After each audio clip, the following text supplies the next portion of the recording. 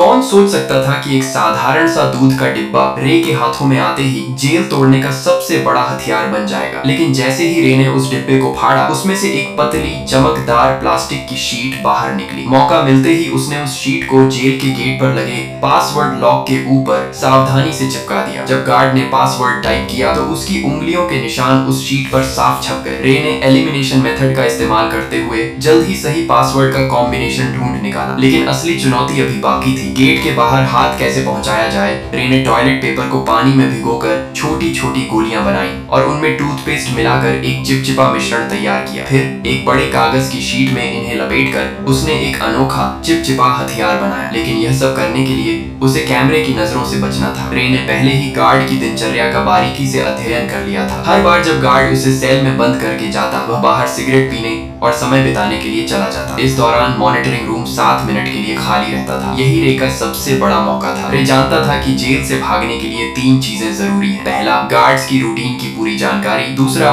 Jail के ढांचे का सटीक अंदाजा। और तीसरा, बाहर किसी भरोसेमंद साथी का होना। रे ने पहले 2 चीजों पर पकड़ बना ली थी। उसने जेल के पास एक कमजोर जगह भी ढूंढ निकाली थी, एक फायर स्टेशन जो जेल की दीवार से सटा हुआ था। रे के पास ब्लैक सेल की लोकेशन का भी पता था। सब कुछ दिमाग में सेट करने के बाद उसने अपने प्लान को अमल में लाना शुरू किया। उसने जानबूझकर एक कैदी पर हमला कर उसे घायल कर दिया। जैसा उसने सोचा था वैसा ही हुआ। गार्ड्स ने उसे सजा के तौर पर ब्लैक सेल में डाल दिया। जब गार्ड खाना देने आया, रे ने चुपके से कागज की गोली छोटी खिड़की के ताले में डाल दी, जिससे वह आसानी से खुल गई। पासवर्ड सिर्फ 4 अंकों का था, जिसे रे ने चुटकियों में क्रैक कर लिया। ब्लैक सेल से निकलते ही उसने मॉनिटरिंग सिस्टम को हैक कर 1 मिनट पुराना फुटेज चला दिया ताकि गार्ड्स को कुछ पता न चले। इसके बाद उसने फायर स्टेशन से जुड़ी वेंटिलेशन पाइपलाइन को खोज निकाला। जब गार्ड सिगरेट पीने में व्यस्त थे, रे उस पाइप के रास्ते रेंगता हुआ बाहर निकल गया। बाहर उसकी साथी पहले से ही तैयार थी। उसने एक छोटी कार में विस्फोट कर दिया, जिससे फायर अलार्म बज उठा। गार्ड्स ने सीसीटीवी फुटेज चेक की,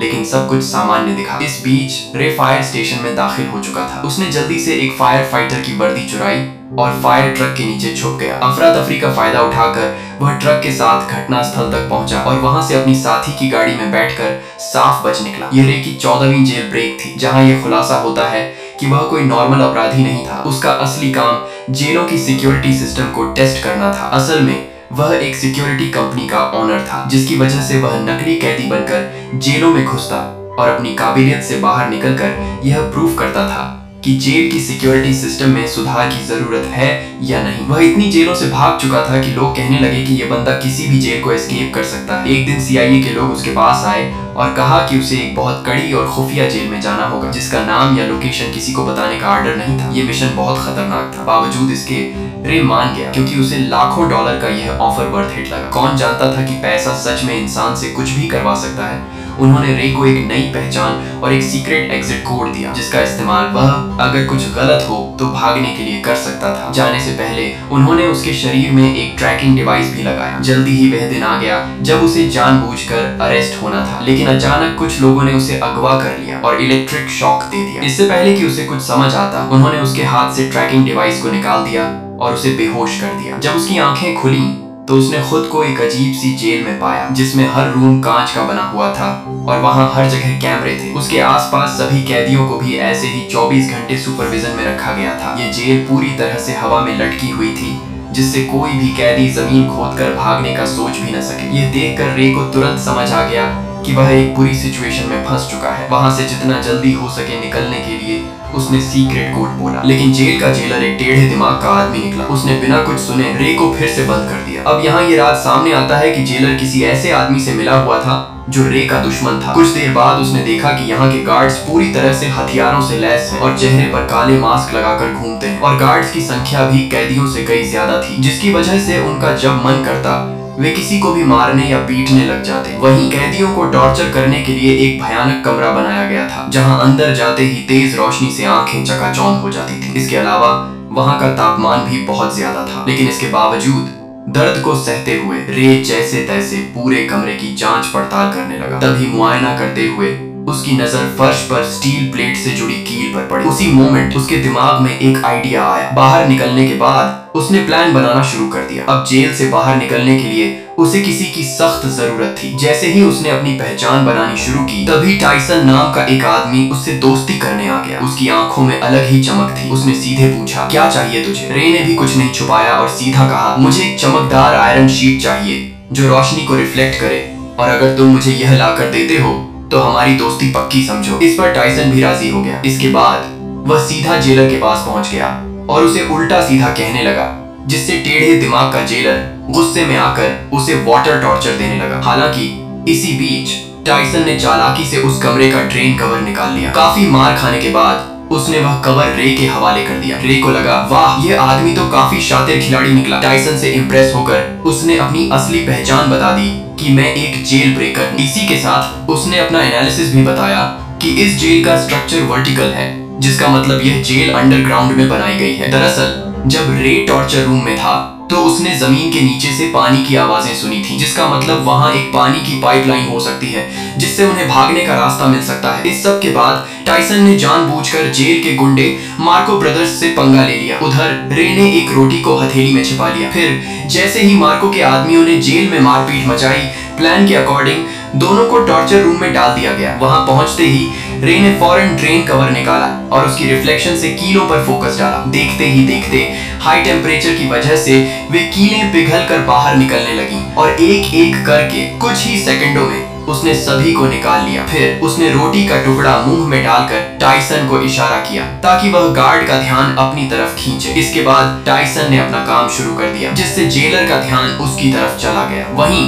रे ने तुरंत गीली रोटी को सीसीटीवी कैमरे पर चिपका दिया ताकि अंदर की फुटेज न दिखे। फिर वह फ्लोर से नीचे उतर गया और पाइपलाइन में चढ़ते हुए आगे बढ़ने लगा, लेकिन बदकिस्मती से रास्ते में गलती से एक तार टूट गया जिससे पानी बाहर आने लगा। आखिरकार जब वह ऊपर पहुंचा तो उसके पैरों तले जमीन खिसक गई, क्योंकि यह जेल जमीन के नीचे नहीं बल्कि समुद्र के बीचों बीच पानी की एक विशालकाय शिप में थी, जहां से भाग पाना नामुमकिन था। इस बीच पानी लीक होकर जेल के अंदर भरने लगा, जिसकी वजह से टॉर्चर रूम के कैदियों को रिहा कर दिया गया। खुशकिस्मती से रे गार्ड्स की नजरों से छिपकर समय पर वापस आकर बच गया। हालांकि दूसरी ओर एक नई मुसीबत उसका इंतजार कर रही थी। दरअसल जेलर को फर्श पर छोड़ी गई कीलें मिल गईं, जिससे वह समझ गया कि रे ने जेल तोड़ने की कोशिश की है। उसके बाद उसने फौरन एक आदमी को कॉल लगाया, जहां यह राज खुला कि रे को इस जेल में फंसाने वाला कोई और नहीं बल्कि उसका बिजनेस पार्टनर लेस्टर निकला, जिसने कंपनी के लालच में आकर यह साजिश रची थी। अब अगले दिन किसे पता था कि रे के ऊपर टॉर्चर के बादल मंडराने लगेंगे। जब जब वह सोने की कोशिश करता, गार्ड्स उसे जगा देते और इसका फायदा उठाकर वह उसे खूब मारते पीटते भी थे। ऐसे ही कई दिन बीत गए। रे पूरा दिन बेहोशी और थकान में रहता। आखिरकार उसकी हालत देखकर गार्ड्स उसे रोज मेडिकल रूम ले जाने लगे। कितने जख्म, कितनी दर्दनाक यादें, कितनी टूटी उम्मीदें, फिर भी वह अपनी लड़ाई लड़ता रहा। डॉक्टर भी उसे देखकर दंग हो जाता था। कुछ दिनों के बाद टॉर्चर का सिलसिला खत्म हो गया और उसने फिर से प्लान बनाना शुरू कर दिया। दरअसल खाना खाने के बहाने वह टेबल के नीचे चोरी छिपे एक डायरेक्शन बताने वाली डिवाइस बनाने लगा। इसी दौरान उसने मार्को से मिलकर उसे अपनी टीम में शामिल कर लिया, जिसके बाद तीनों ने मिलकर एक ताबड़तोड़ प्लान बनाया। प्लान के हिसाब से मार्को भाई ने जेलर से झूठ बोला कि मेरे पास खुफिया जानकारी है जो मुझे डेक पर जाकर पहुंचानी है। यह सुनते ही जेलर ने उसे डेक पर जाने की परमिशन दे दी। अब वहां पहुंचते ही मार्को ने डायरेक्शन डिटेक्टर से मेजर करना शुरू कर दिया, मगर रे के लिए इतना काफी नहीं था। उसने नोटिस किया कि फ्लश करते वक्त पानी घड़ी की उल्टी दिशा में घूम रहा था। अब सारे डाटा को एनालिसिस करने के बाद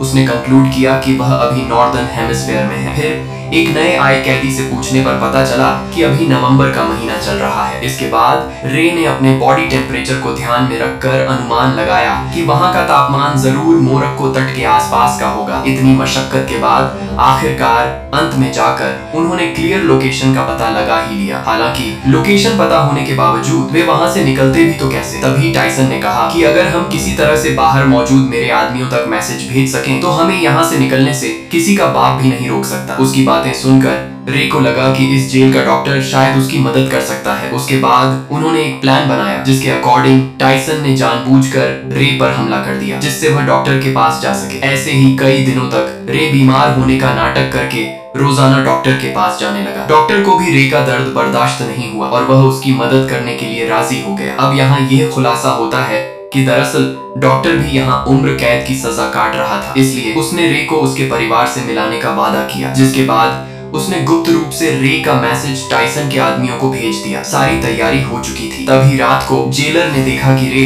दीवार पर कुछ टैप कर रहा है। असल में यह मोर्स कोड था और जब जेलर ने इसे डिकोड किया तो लिखा मिला कि कल सुबह सी ब्लॉक में दंगा होने वाला है। यह देखकर जेलर के पसीने छूटने लगे। उसने तुरंत सी ब्लॉक में 3 गुना सिक्योरिटी बढ़ा दी। अब उसे कौन बताए कि यह तो रे का मास्टर स्ट्रोक था। असली दंगा तो उसके अपने ब्लॉक में होने वाला था, जहां सिर्फ 2 गार्ड्स ही बचे थे। अब जल्दी ही अगली सुबह 2 गैंग्स आपस में भिड़ जाते हैं। इस हंगामे का फायदा उठाकर रे, टाइसन और मार्को वहां से भाग निकलते हैं। तभी भागते भागते रे कैमरे के सामने आकर जेलर को चिढ़ाता है। गुस्से में आकर जेलर सभी गेट्स को बंद करवा देता है। फिर तीनों पाइपलाइन के रास्ते से जेल की छत की तरफ चढ़ते हैं। जब वे डेक के बिल्कुल पास पहुंचते हैं तो उनका रास्ता एक इलेक्ट्रॉनिक गेट से बंद हो जाता है, जिसे खोलने का बस एक ही रास्ता था कि पूरी जेल का पावर ऑफ कर देना। इस जोखिम भरे काम से सबको वापस पकड़ा जा सकता था। वहीं दूसरी तरफ जेलर ने मोशन डिटेक्टर के जरिए उनकी लोकेशन ट्रेस कर ली और फिर सारे गार्ड्स उनके पीछे लग गए। तभी भागने के दौरान मार्को को गोली लग जाती है। वह समझ जाता है कि उसका जिंदा बचना अब मुश्किल है, इसलिए